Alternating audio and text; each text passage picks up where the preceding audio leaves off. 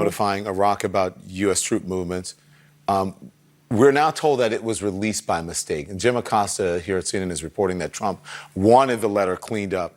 That doesn't instill confidence about what happens next. Do you have any idea what the Trump strategy is right now?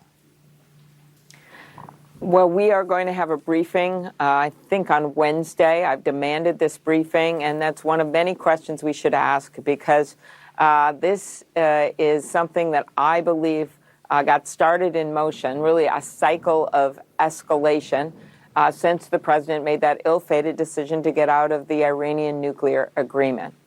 I was asked, actually, in the very first debate in the presidential campaign, on that first debate stage in Miami, we were asked, what do we see as the biggest threat? I said China economically, and when it comes to our security and the security of the world, Iran, but only because of what Donald Trump has done. And look at what we've seen ever since. Everything that we thought would happen has happened.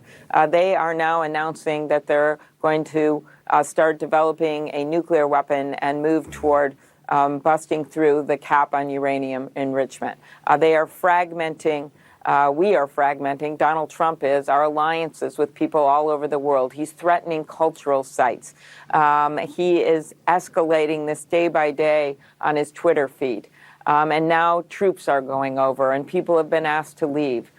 So what this calls for, if I was the commander-in-chief and I want to be the commander-in-chief, is reasoned leadership. It's working with our allies now to take a situation that is spinning out of control because of the guy in the White House and try to de-escalate this through diplomacy. And then, of course, when I get into the White House, if I am so honored, what I would like to do is renegotiate back into the Iranian nuclear agreement. Okay, well, let me ask you, your colleague Bernie Sanders is out on the campaign trail with you. He spoke to Anderson earlier. I want to play for you how he's characterizing this killing of Soleimani. Watch this.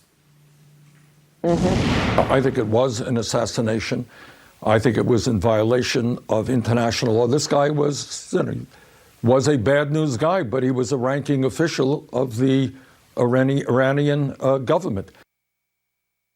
Violation of international, he kind of jumbled his words there. Do you agree with him?